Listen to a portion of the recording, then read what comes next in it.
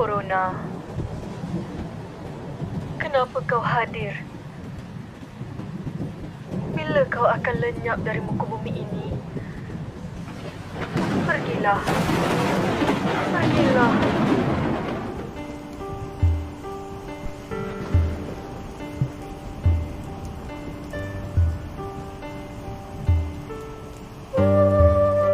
Ketika kota Wuhan membawa kabar nestapa, seluruh jagat raya jadi huru-hara. Betapa rakus wabak melanda, walau tiada hulusan mata pedang yang tajam, walau tiada tembakan peluru yang tembusi badan, walau sungguh hati ini memikirkan.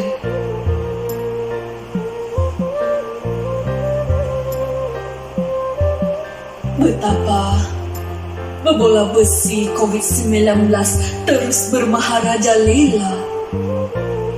Bulan demi bulan jutaan manusia gugur. Sesungguhnya pandemik ini begitu menakutkan. Bahayanya jadi igawan ngeri semua negara, seluruh warga buana jadi hilang pedoman.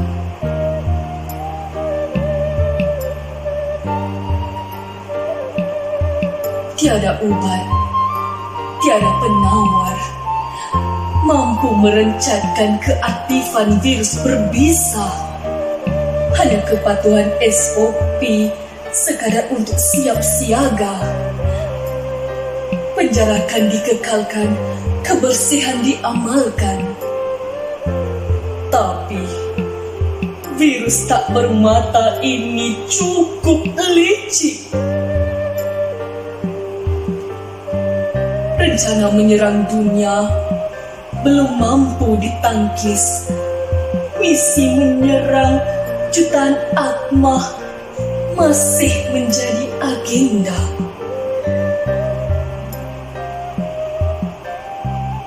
Hanya doa dipanjatkan buat Yang Maha Kuasa.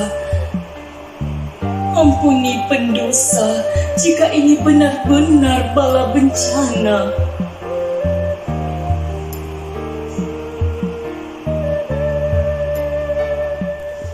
Assalamualaikum, saya Fatina Tasha Muhammad Kusairi. Sudah dengar saya deklamasikan puisi sebentar tadi? Menarik bukan?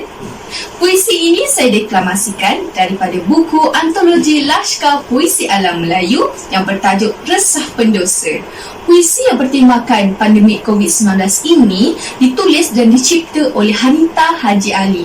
Secara keseluruhan dalam puisi ini, kita dapat lihat penyajak cuba menyampaikan betapa bahayanya virus COVID-19 ini bermula dari kota Wuhan di China, dan pada ketika itu seluruh rakyatnya menjadi huru-hara dan tidak tenteram akibat terkena jangkitan virus ini.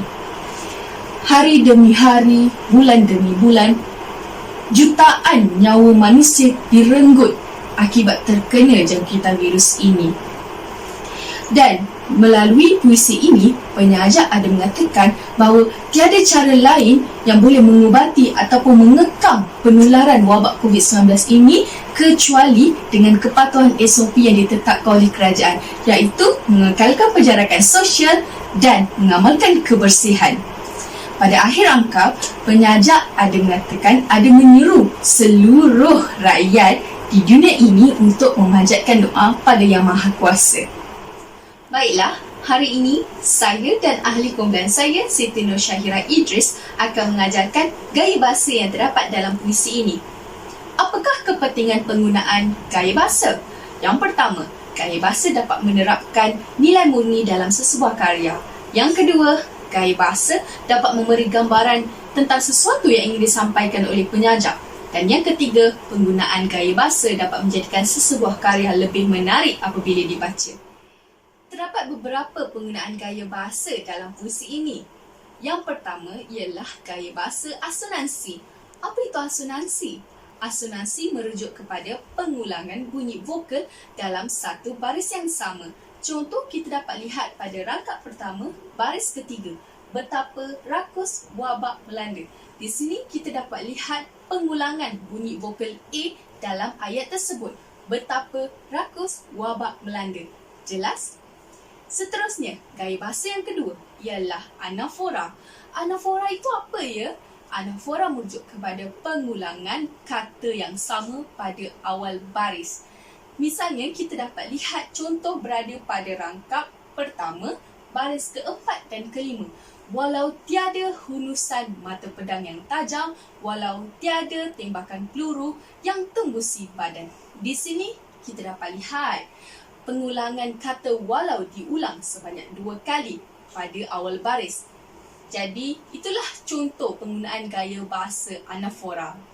Gaya bahasa yang seterusnya, perulangan kata yang sama dalam baris. Perulangan kata dalam baris yang sama. Contoh yang dapat dilihat dalam sajak resah pendosa iaitu pada rangkap ketiga, baris pertama. Itu tiada ubat, tiada penawar. Kata tiada itu diulang sebanyak 2 kali. Penggunaan gaya bahasa perulangan ini adalah untuk menekankan maksud baik itu apabila pembaca meneliti maksud di sebalik baris itu. Okey, seterusnya gaya bahasa yang agak lain sikit daripada kebiasaan yang akan mencantikkan lagi karya puisi tersebut. Gaya bahasa hyperbola. Hyperbola merujuk kepada sesuatu pernyataan yang dibuat secara berlebih-lebihan dalam menekankan idea, pandangan dan sebagainya. Contoh yang dapat dilihat dalam sajak resah pendosa ini iaitu pada rangkap kedua, baris keempat. Bahayanya jadi igawan setiap negara yang menyatakan, yang memberi penekanan kepada wabak COVID-19 ini yang sangat ditakuti dan ditakuti oleh seluruh lapisan masyarakat dan seluruh negara. Dan bagi yang terakhir yang dapat saya kongsi, yang dapat kita ditelitikan dalam sajak ini iaitu gaya bahasa personifikasi.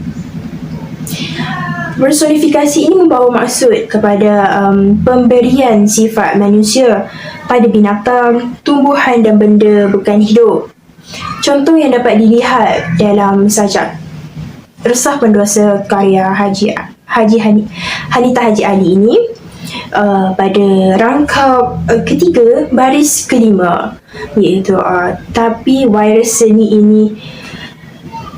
seni tak bermata ini cukup licik.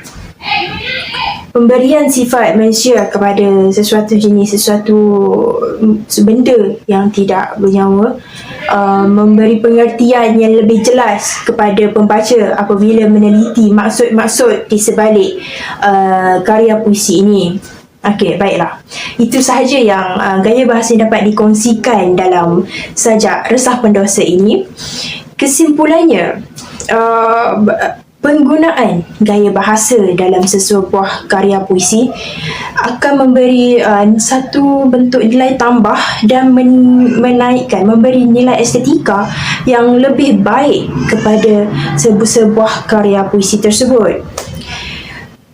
Oleh yang demikian, penggunaan gaya bahasa sangat diperlukan dalam penghasilan sesebuah karya puisi agar lebih menarik minat pembaca. Sekian, itu sahaja sesi pengajaran daripada kami berdua. Semoga sesi pengajaran ini dapat memberi manfaat kepada yang lain dan beroleh sesuatu daripadanya. Itu sahaja, sekian, terima kasih.